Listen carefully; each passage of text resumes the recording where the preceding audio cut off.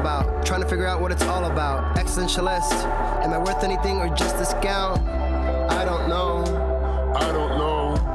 I don't know. Spending time all alone, sending my songs to the phone. Dream of a better home, we want focused on trying to hone this craft, witchcraft. I hope the brujas let this last. I don't know.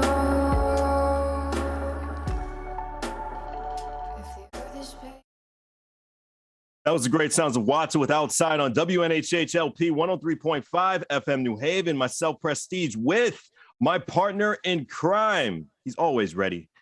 Long Island raised, Elm City made. E.Z. BlueZ is in the building. Easy BlueZ, you are better with introductions more than me. Who do we have with us today on Behind the Brand, sir? You know, the journey of life is very, very interesting. And when you are sitting there and you're completely trapped inside of existence you are not happy with, that can drive someone to the point of completely breaking. Extreme pressure and heat onto a lump of coal, it can make a diamond. Under the most adverse circumstances and situations, we can either let it break us or make us. And from that point of view, this next person has sat upon a marginalized community inside of a marginalized community inside of a marginalized community.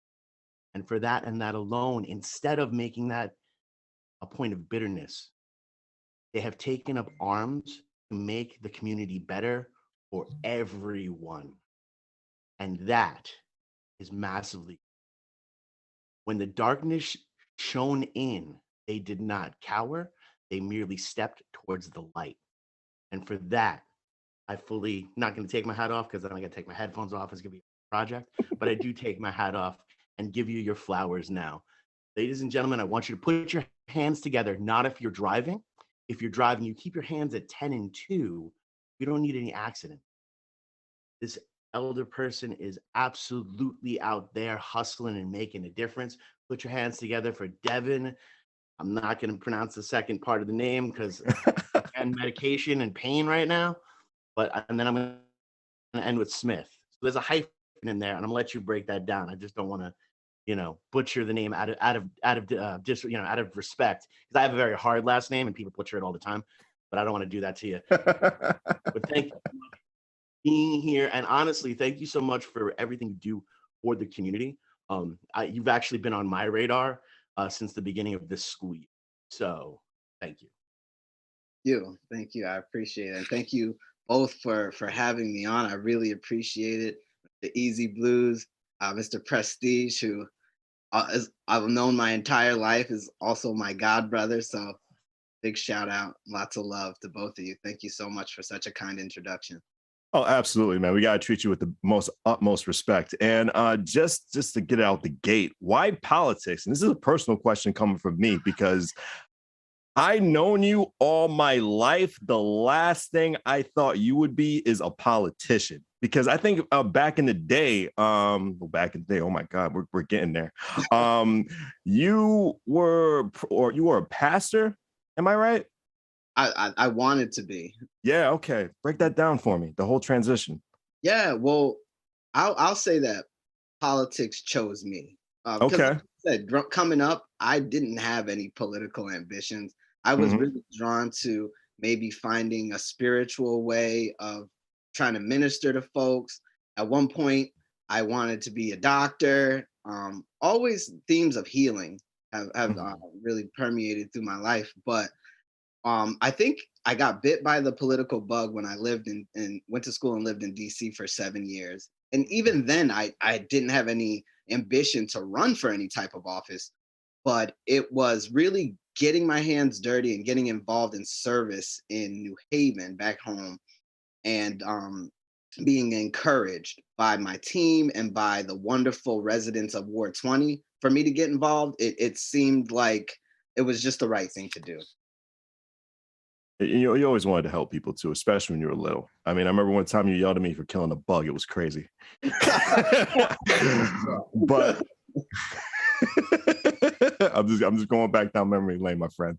I also wanted to know, For me, even you know since I was little, but I had a lot of anxiety when I was little, and I think you had similar anxiety too. But you were going door to door during a pandemic. That takes a lot of bravery, and it's just what was just going through your head. I mean, you were just meeting a whole bunch of people who are knowing you for the very first time, and I really feel just reading your whole story and just prepping up for this interview that it was pretty much an organic build for you when it came to this political career. Do you feel the same way?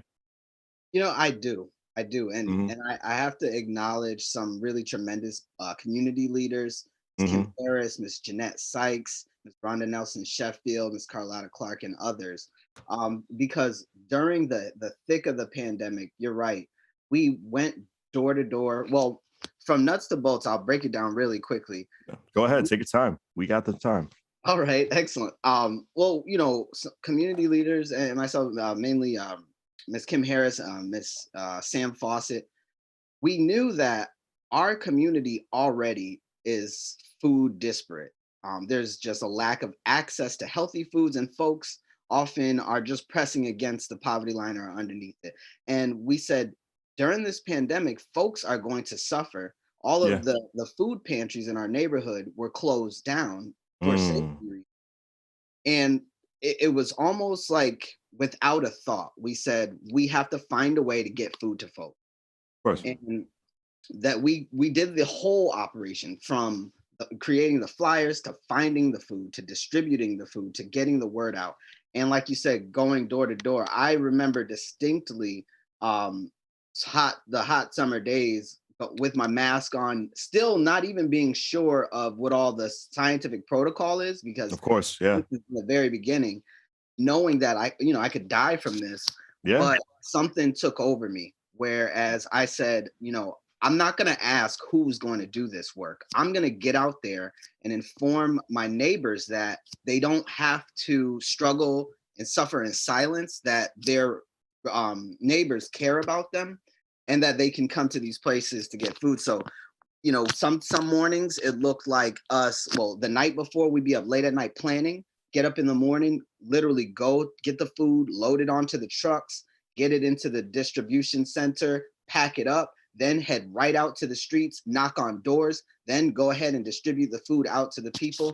I'll tell you, I was extremely touched because we saw folks from all different socioeconomic statuses coming to get food. Hmm. And one of the things that really impacted me is on one of our first drives, we ran out of food. We were at a church on Dixwell, Right. and the line stretched back for blocks. So Oh my we ran out, goodness. and it was my job to go to the last car and say, "I'm sorry, we don't have any more food," and kids in the back of the car. And that as well just lit a fire in my belly. I said, okay, we just have to strategize more, work harder, reach out and find the resources to feed people, because I felt like everyone in that line was my family as well. Mhm. No, and it's incredible to hear the other side of that. You know, we have all lived through the aspect of it, and during the first part of the end of that school year when the pandemic first started, the school was doing some incredible things as per, different meal packages, making sure that, lunches and breakfasts were provided for families, including a whole ton of milk. At one point in time, I had like 4 gallons of refrigerator. And we don't drink milk in my house. So we were like knocking on neighbors' doors, been like, hey, want milk? And those different things. And hear the other side when people were running out, and to really get a human face of that. Um, it's tragic, but it's also, again, that thing that lit that fire, that you were able to move forward and continue to push through. I think it's absolutely remarkable, and thank you for doing that. I'm sure people have thanked you 1.5 million times, but I haven't thanked you yet, so I'm going to thank you personally. We did a lot of that during that pandemic time. Actually, my church, we're doing like outdoor things, and I believe I was right in New Hallville, right by school right there, Bassett, I think. Oh Um, yes. and every Sunday morning we would be out there, and everyone purposely with masks and socially distant outdoors. But it was that community in particular. It's a beautiful community because you can even have like a church aspect go on, and the rest of the community is right there. And some people would walk over, some people wouldn't, but it's just a beautiful, accepting type of community. Now, what was it like to really, go from an activist to a political figure?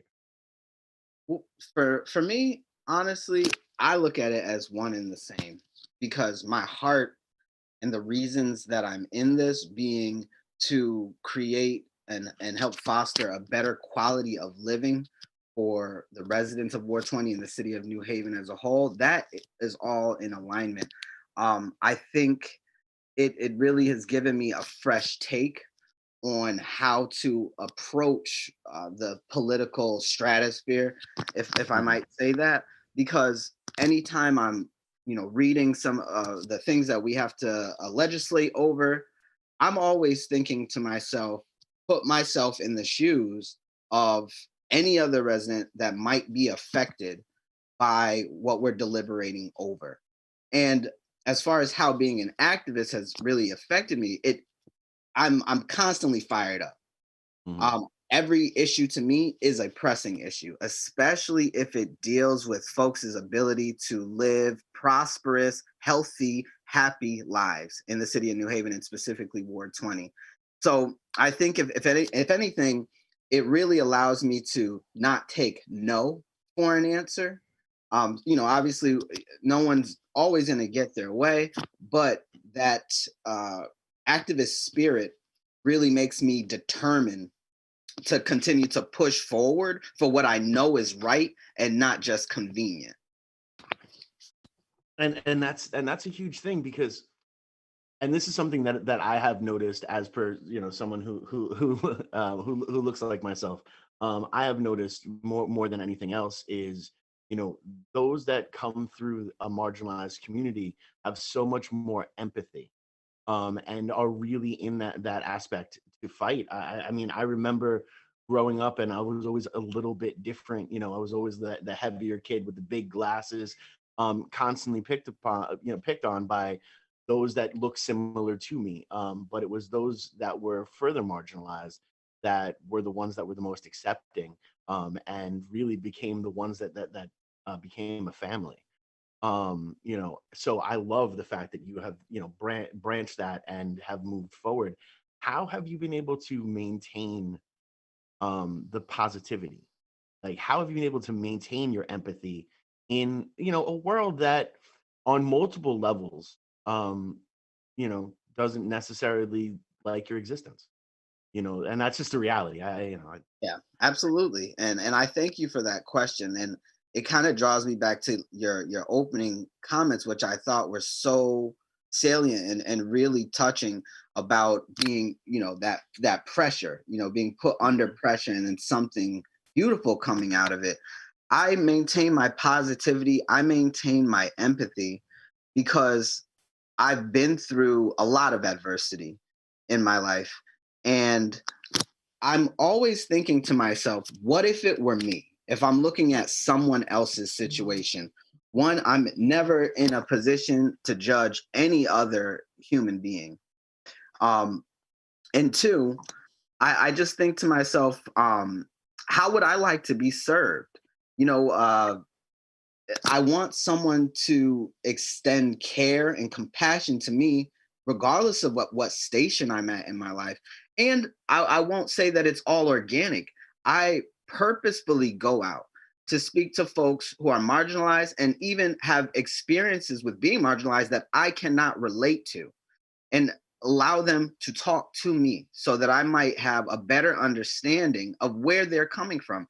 That was one of the main things that I am very appreciative of during the campaign, going door to door. I Mhm. spoke to some folks who are really at the margins of our society in my ward. And folks literally told me, any politician has ever stopped to ask me what I think. Mhm. And to me, that was huge because I'm looking to talk to everyone, especially people who no one's talked to before, because a community is just that. It requires every single one of us to participate and for our voices to be heard in order for anything successful to come about as far as increasing quality of life for everyone. That I absolutely that answer. And what I would love the most about that answer, and for those, go back and watch the video over again and look at the passion and fire in your eyes when you say these words. Look, we have all been dealing with politics and all that kind of stuff, and there's a whole bunch of people who come at you like they're used car salesmen. You, sir, are not a used car salesman, and for that and that alone, you 100% have my support, and anything that I can do to help you move forward, I've got you. Like, I'm ready to dance. So it's refreshing to see, and it's something, we constantly look at, say, the national or the international scale of things, and we can feel so powerless. But to really, when you want to look at things, I tell people this all the time, the change that you really want to make needs to happen on the local scale. And here you are, you're out there and you're hustling and you're actually making that happen. And that, again, hit my hat. Again, don't want to move headphones. They're heavy.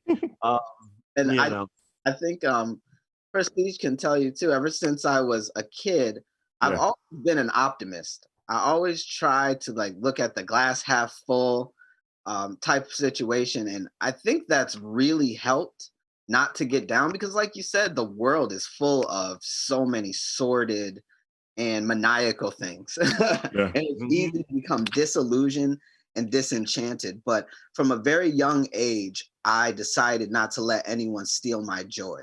It's true. If I not a dollar to my name, if I have my joy, then I know that I might be able to spread that to someone else who might be down, and it also keep me going. that is so huge, and I hope for your next election or the next office you decide to go for, you can use that as a slogan. We're out here making sure no one's stealing no one else's joy. Because that's a big thing. It's something I say with my children all the time. They have a bad day at school, someone's picking on them or something like that. I say, well, hey, what makes that person any more important than you? Nothing. Then why are you giving them the power to steal joy? And that's really what it comes down to. That we see it all the time. And again, social media and all that kind of stuff has really ramped up people out there trying to steal other people's joy. It happens on a regular basis. But that's power that we are actively giving people. We could be taking that energy and putting it in a more positive light. Like, to be honest with you, if it wasn't for how jaded and miserable of a human being I was, I would totally be in politics. But I'm a little bit too much, burning it all down to be there at this point. Maybe 10 years ago, I'd have made a great politician, but right now I make a heck of a revolutionist. And you make a good broadcaster on WNHHLP 103.5 FM New Haven, myself, Prestige, and my partner in crime, Long Island Rays, Elm City made EZ BlueZ is in the building. My apologies, gentlemen. My computer broke down into tears with the powerful stuff Devin was saying. It's crazy right now, right here on Behind the Brand. So, before I get that baton and take it from EZ BlueZ, go ahead, sir, because I know you have some stuff planned to talk to Evan about. No. It's cool. Like I said, I'm just being honest about myself. And about how I wish I could be as empathetic and compassionate as you are, Devin. I just, seen one too many things. I'm a little bit too much like a Sam Elliott character right now to at all put my hat in the political field. Talk to me about Washington, D.C. I'm really sorry. I've been living under a rock. I did not know you were in Washington, D.C. I thought you were in Hartford for school all this entire time, and then you eventually moved back to New Haven, back to your hometown, and then did the wonderful work you did. So just tell me about just a little bit about your experiences and some of the inspirational leaders that were were like the building blocks to where you are now. Talk to me about that. Yes.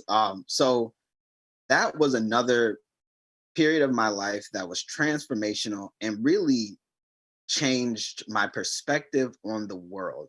I went down there, at first for school at the George Washington University, and was immediately bit by the political bug. When I set foot in Washington, D.C., I had no interest in politics. I actually was apathetic. And I found so many amazing opportunities to get involved with rallying around issues involving early childhood education, for example. I was a part of an AmeriCorps program called Jumpstart, where we took kids 3 to 5 in preschools, but then we also did the activist portion where we lobbied on Capitol Hill for preschool for all. I was really active in a student group called STANS, Students Taking Action Now Darfur. Oh, I like that. It became very near and dear to my heart. I helped coordinate the national convention where we brought like thousands of students from around the country to DC to this big conference where we had Sudanese refugees. Don Cheadle was there, John Prendergast, to raise awareness and to hear directly from folks about what they were going through and what we could do to help. Helped with at school, trying to get the university to divest funds from companies that were helping support that genocide in Sudan. And I mean, the list goes on and on. I'm telling you, I was running around like a kid in a candy store when it came to getting involved in causes. And so that work, along with service, that has been a salient thread throughout my entire life. I did a program in DC called We Are Family, where we would go to senior apartments and just sit with them and talk. And then I eventually came to a point where I was able to be a leader of that program, and I brought incoming freshmen to do that and told them, look, we're visitors here in this city, but just because we're students doesn't mean that we don't have an obligation to the residents of the city who are sharing this space with us. So I encouraged them to be involved in local level service. I went crazy for service and politics when I was down there. And then I think one of the most impactful things was practicing civil disobedience and getting arrested in front of the White House. Oh man. Yeah. Oh my goodness. Wow. We were protesting. This was during the Bush administration, and we draped ourselves in red tape and sat down in front of the White House because we were saying, cut the red tape. We want people to have better access to HIV/AIDS medications, and we want sex education in schools, real sex education in schools for kids. And I'll tell you, I never felt more alive or that I had more purpose than when the park police came and hauled us away, put us in handcuffs, and threw us in the back of the police wagon. It really made me feel like, okay, I am one person, but together with a group of like-minded, dedicated individuals, we really can make an impact. And I've just carried that with me along the way. Wow, brother. Wow. You had a journey. You definitely had a journey, brother. I didn't even know all that. Oh my goodness. Look at all these little tidbits, Easy. It's crazy. It's awesome. Like this is the truth of the story. And this is really what it comes down to is when you see these foundational buildings and you've been talking about it pretty much the entire interview, service has been, your calling. It is understanding where it goes through. And this is actually something that when you go back and I want to tie in, from what Prestige was saying earlier, you're also were a pastor or become a pastor, and in those aspects, that was a very big part of the church in the 60s, 70s, and it stopped around the 80s. Really was most of the people that were picked up for protests for the Vietnam War or civil rights were nuns, were priests, were pastors, and they were going and they were advocating for the less fortunate, which is, if people are reading that book correctly, is what you're supposed to do. So it is amazing to see you have a very similar path as our good friend Pastor Josh from B, who actually came to Yale to help with civil disobedience and to help that aspect, and then became a pastor and is now in a part where he's going to be working with the vineyard and for justice, which I think is absolutely amazing. So I love to see how this, it's almost coming back to the traditional calling of what faith is about. And I love that, especially when it can be painted, and it has been painted in such a negative way for so long. And I'm not even just talking about recent. I mean, there's the whole Spanish Inquisition we could talk about. You know what I mean? People have been using religion for the wrong purposes for a very long time. And it is beautiful to see someone come up and come through and is actually following the calling of their heart, which I think is the most important call. So again, I'd like to comment on that just quickly too. Go ahead. It's what really it touches me, and I don't even have the words to describe it, but some of my constituents here in Ward 20, and I mean all of them show me love, and some of them when we talk and we'll get off the phone or leave one another, they say, "Okay, I love you," and I say, "I love you too," and I mean it, and I don't mean it like just it's a word we say. I love them for the sake of God. And I don't want to get preachy, but I love them for the sake of God because I know God loves me. And I want him to bless them in the same way that he's blessing me and my family for the strength that we're here. We have life and we have good to spread to folks. And it amazes me that I met a lot of folks just not too long ago on the campaign trail, but some of us have created such a bond because I do believe in my heart that my constituents know that I want to do more than just write legislation and push buttons to see deals go through. I genuinely care about them and their families. I want them to have the opportunity to be happy in their neighborhood. And so that love is real, and that really fuels me, and it makes me feel great too, just to hear that. So to all my residents of Ward 20, that I think they know, but if they're not sure, I do love them enough to work very hard for them. Well, and that's really the truest love that is spoken about, in the Bible, is that unconditional, that agape love, that loving someone just for the fact that they exist. And that is, I feel personally, and again, all hate mail, please feel free to send to Prestige. I personally feel that that's where we need to get back to as society, and not just an American society, not just a New Haven society, as a global society, is that unconditional love aspect of it, where, God can come down and can love me through my flaws.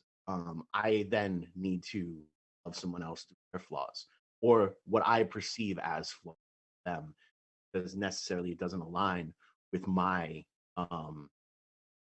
program belief. So I really appreciate, you're out there and hustling out there and really coming from that wonderful place of an unconditional. Like before, when you said sometimes you got to fake it, is the love aspect sometimes you got to fake too? Is there that one or two that pushes you to that point, like, I love you, but I'm gonna love you a lot more if I don't speak to you for like 2 weeks? Just being real. No, I appreciate that. And to be honest with you, for me, no, I'm not even kidding or joking. Not everyone, and this is one of the things I'm definitely learning in politics. I mean, I feel like it's a life lesson, but not everyone's gonna like me. Not everyone's gonna love me. Not everyone's gonna want to hear what I have to say or support me. And when I meet folks sometimes who we do stand on opposite sides of an issue, those folks really, I have to thank them because they require me to dig deeper in order to find a level of compassion and understanding and empathy. I look at them and say to myself, what can I do better?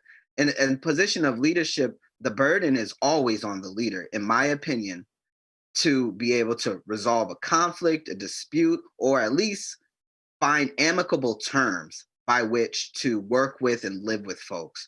So instead of having an adverse reaction to folks being perhaps in opposition to me, it really encourages me to go sit, meditate, and think to myself, well, think about things from their perspective. What could you be doing better? Do you have some character flaws, perhaps, that you might need to work on in order to be able to meet people where they are and not just impress your own opinions upon them? So I'm really grateful for all of them. No, that is amazing. And I love that answer. I'm gonna dive a little bit deeper though. I'm gonna prod a little bit. One of the big things that we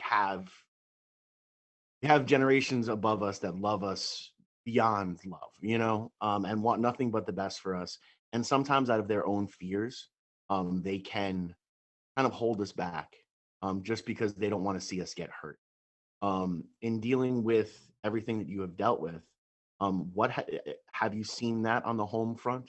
Where people are like, you don't necessarily want to get involved with politics because they're going to bring up everything. And there's some things you don't necessarily want to talk about. Are you sure you want that wound to be peeled back that much and have that much exposed? I mean, yes, those are 100% coming out of a place of love and their own fear and insecurity, and because they don't want to see you.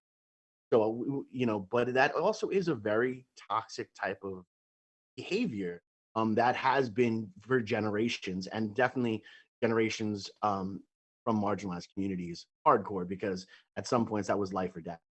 Have you seen that yourself in your walk, or have you been lucky? I mean, I feel like I've been lucky, but I have been definitely cautioned by, I think, folks who just care about me and are concerned, even sometimes, I guess, for my emotional well-being. And exactly like you said, do you want to be completely a public figure? But I have such a tunnel vision oftentimes with things like that. I've dedicated to myself to getting into good trouble. So I don't really, I don't really allow things like that to weigh on me too heavy. I hear what folks say, and I know that it comes from a place of love, but I feel like my existence, just like everyone else's existence here in this ward, in this city, the state, on this planet, should be validated and respected. So I kind of just move along that wavelength. That is Devin, what is New Hallville United? Okay, yes. So New Hallville United is a community organization that was started during the heat of the pandemic. New Hallville United is a group of churches, community leaders, residents, and others, whereas we were the ones who really got together to coordinate the food distributions, but also do things like provide COVID-19 testing. We were one of the first in the city to do a dual food distribution and COVID-19 testing at the same time. Also, dual food distribution and COVID-19 vaccinations, one of the first in the city to do that.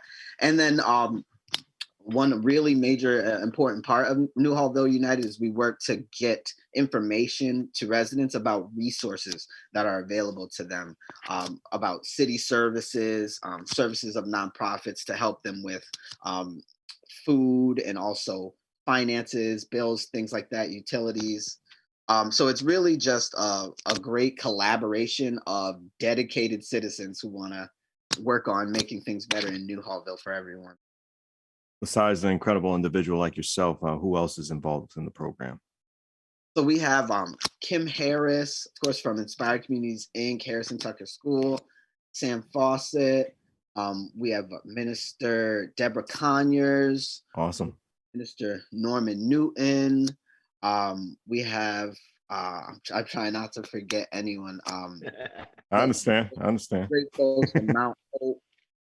Temple, folks from Mount Zion, and I'm missing a bunch of names, but there's a lot of folks who are really dedicated to working. One name I want to mention is Robin Porter. Tell me about the great relationship you have with her and just how it all started and just about this whole great working bond you two have. Go right ahead. Representative Robin Porter is a very important person in my life. Mm-hmm. I have a debt of gratitude for her and appreciate her so much. We actually met during the pandemic. It was I was getting food we were packing bags for food distribution, and she came in to volunteer. Oh, Now, wow. anyone who knows Representative Robin Porter knows she's a very humble person. So Mhm. I didn't even know at that time that she was my state rep. And I just, thought, okay, she's volunteer coming in. So as soon as she came in, I just said, oh, hi, thanks for coming. All right, we need help with this, and this, and just started directing her around. It wasn't until halfway through that I found out she was our state rep. And so I went to her and started talking to her a little bit about politics and my experience in DC. And kind of from there, our paths just continued to cross in the service effort. And then perhaps about 8 months after that, she called me and asked if I would be interested in interviewing for a position of labor committee clerk at the Connecticut General Assembly through House Democratic Office, and to be her legislative aide. So I interviewed, I got the job, and that's what I do now for my day job. And when I tell you, I have learned so much from her.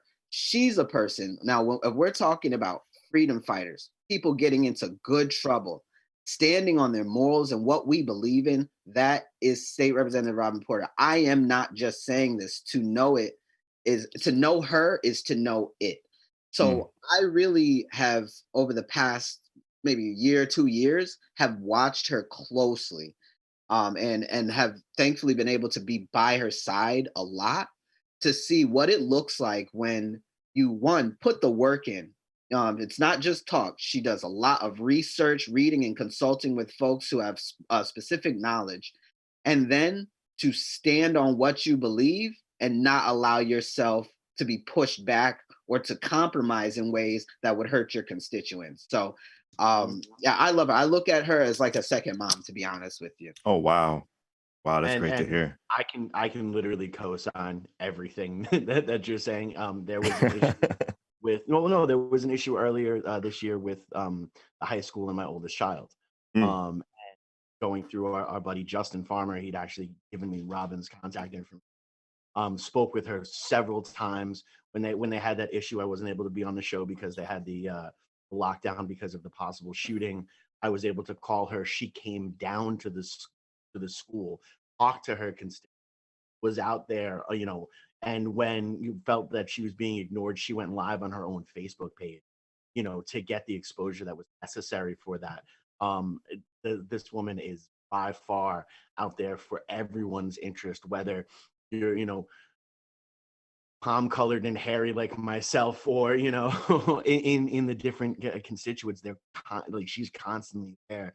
I spent hours, and I'm literally like a nobody, but I've spent hours on the phone. You're not a nobody, you're a somebody on WNHHLP 103.5 FM New Haven. Myself, Prestige, and my partner in crime is getting so emotional right now. His name is Easy BlueZ on Behind the Brand. WNHHLP 103.5 FM New Haven. Continue, sir, with that great smile on your face. Yeah. Go ahead, my friend. But no, and that really is the amazingness of it.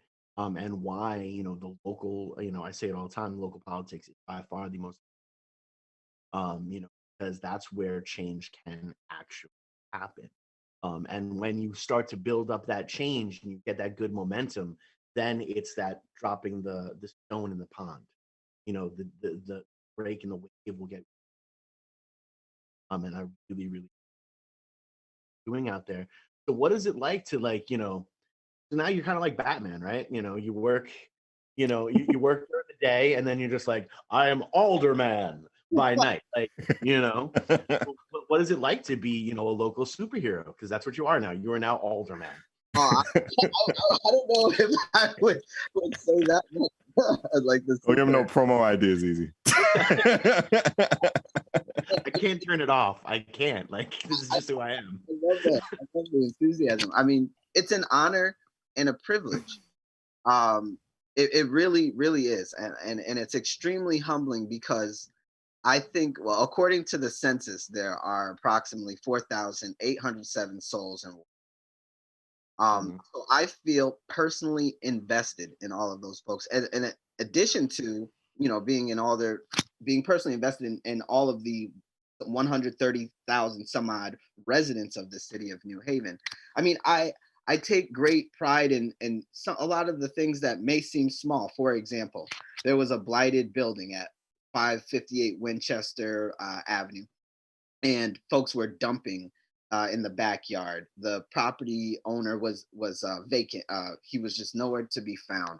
And I'm getting calls from residents saying, "Hey, can you do something about this?" Well, I'm proud to say that after some work with LCI and others in the city, we were able to actually acquire that building. We were, first a warning was given to the property owner, whereas if they didn't do what they needed to do to take care of the property, they'd be fined. And then the city was able to acquire it. Now, I say all this to say what I'm learning at this level of local government is that everything requires multi-tiered participation and teamwork. I don't do anything by myself. I'm working with different departments in the city, and most importantly with the residents, because without them, I wouldn't know what was going on. Another thing I'm really proud of is my yes vote on the inclusionary zoning ordinance that we passed, just making mandates on affordable housing for when people want to make developments. I did stand up during chambers to speak because I do believe that we can do better as far as the requirement for affordable housing, especially in my area. I do not believe 10% is enough. But the good thing is that legislation is available to be changed. It can be amended with time, and that's something I'd like to work with my colleagues on to do.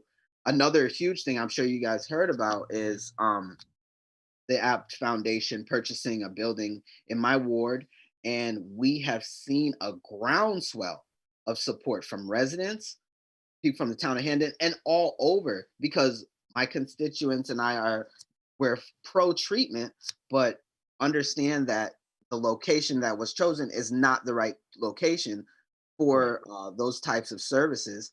Now we have a possible amazing opportunity with Clifford Beers, whereas they're looking to bring in a community based trauma informed wellness and health center. That's exactly something along the lines that would be a better fit with the fabric of this community. And then just a couple other things, protecting our community gardens. One of the things residents talk to me a lot about is they'd like to see our gardens more active, more garden space. And there were a couple gardens that the city was looking to develop upon. And I was able, on behalf of the constituents, to say, absolutely not. We already don't have enough access to fresh foods and vegetables. So we're going to keep these gardens. And not only that, we're going to work on systematizing a process to actually get this food out to people. So things like that, and taking care of quality of life issues like trash, trees, sidewalks, that stuff gets me fired up and up in the morning. I don't even look at this. It's technically a part-time position, but I definitely don't look at it as a part-time position. And I feel like residents know my phone is always open to them. Well, let's speak about a little bit about the community. You kept your life just very private, as you should. Everybody's entitled to their privacy, but word got out about just your status as a transgender man. How great did it feel about the positive feedback you got from the community? And this is a two-part question, God brother. Did you inspire future people similar to what you're going through to be a leader like yourself out of this whole thing? Thanks for the question. Mm-hmm. So, yes, I mean, I was honestly floored, humbled by positive reception and feedback. that I received. Of course, not all of it was positive, but the Okay. overwhelming majority was. Right. Because as I told folks, I had nothing to hide, and I have nothing to hide. I'm very proud of who I am. But in running for this position, my major concern was the community and what the community wanted to see and what I could do to help. But I received positive feedback and support from folks of all different age groups, from young Awesome. folks to our elders. And the prevailing theme of what most folks were saying to me is, your private business is your private business. We don't see how that could affect your ability to serve us. And it really isn't for anyone to weigh in on either. And that's what really warmed my heart up, because I didn't want to make it an issue. I feel like it would essentially be a distraction from things like poverty, Yeah. gun, Yeah. unemployment, underemployment, Yeah. real issues that we have to tackle. And then as far as the second part of your question, I was also very moved by I've been getting emails, text messages, phone calls, Facebook messages from folks throughout the state who either are in the LGBT community, have family members who are, or children who have said things to me like, thank you for being a positive role model, for just living in your truth, because it has inspired other folks to not feel down upon themselves. And I think that as a community and just as a human race, what I am most concerned about is that we all are able to live with dignity. Every person, whether we understand the choices they make or the life they live, deserves to live with dignity, especially if what they're doing isn't harming anyone else. Mm-hmm. And it's really a powerful thing for me to hear from folks like that, because I didn't even realize the impact. But for anyone who faces any amount of adversity in their life, I hope to be a positive role model. I hope that folks can see you can live your life. You can live your truth and be true to yourself and enjoy your life and be happy without having to compromise in a way that makes you depressed.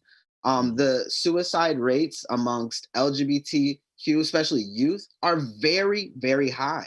Mm. And I don't ask the question, why are they the way they are? Mm-hmm. I ask the question, what can we do to make them feel supported and also in a healthy and safe space to really get to know themselves, to walk through this emotional and personal journey of becoming, which we can take the words, the label LGBTQ off of it and put that towards mankind. All of us are on this process of becoming and getting to know ourselves. So if for anyone, I feel like we should be supportive in folks' effort to live a prosperous and happy life. So I hope I didn't go too far. No, you nailed Not it. at all. I mean, you gave us Nope, that and more, I was which about to I'm drop really the happy. flag behind you, start playing.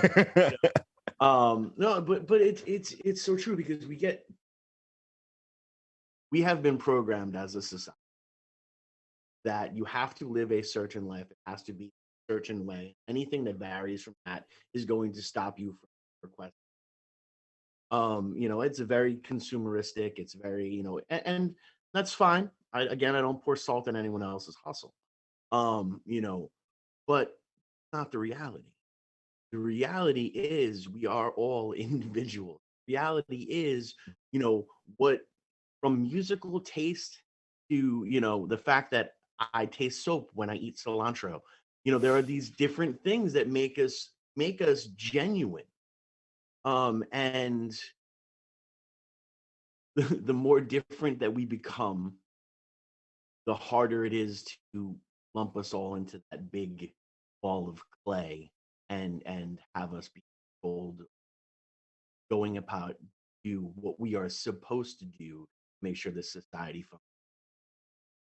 When I think if we spent less time thinking about what we're supposed to do and just more time exploring who we actually are, and even having that self-love enough, and to really instill that self-love into the generation, is so super important, you know, when we can then take out, even as we spoke earlier, those terms of endearment that can be toxic but come from a place of fear but also love. When we can eliminate that, when that kid runs up to you at 3 years old and says, no matter what biologically they are, says that they want to be a pretty princess and they want to rock and roll. Word, you be the best dang princess out there. I got you. And if you need help, let's dance. We need to do a dance routine in the middle of the living room.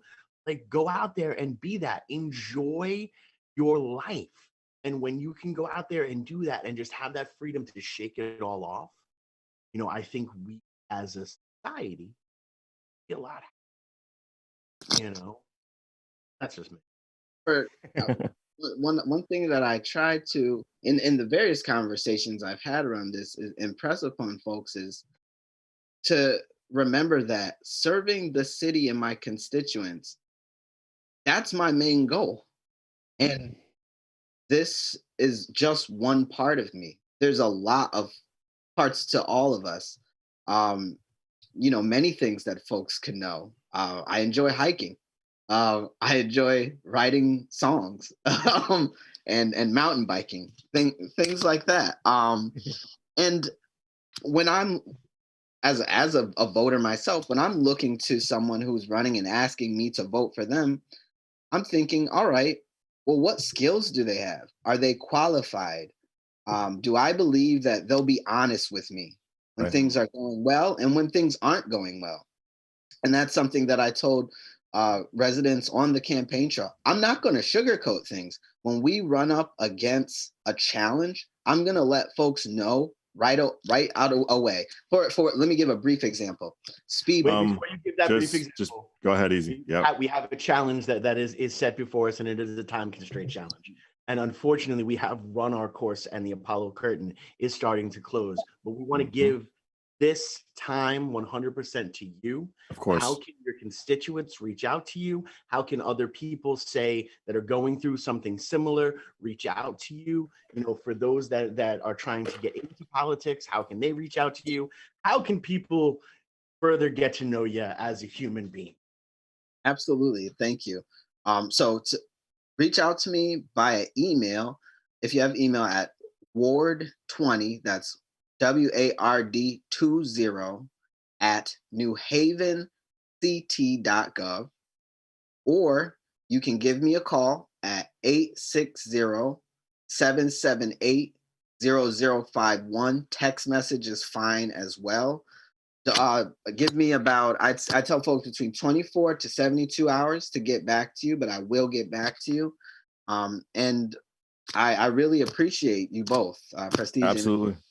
For allowing me to come on. Hopefully we'll have a chance to talk again in the future. Of course. Of course. We'll definitely have you back on. This was fun. Definitely. There's so many layers, my friend. Well, my brother, there's so many layers. Who doesn't want the superhero alderman on back on the show? Back on the show on WNHH LP 103.5 FM New Haven. This has been Behind the Brand, myself, Prestige, and EZ Blues. Proud of you, brother. Proud of you.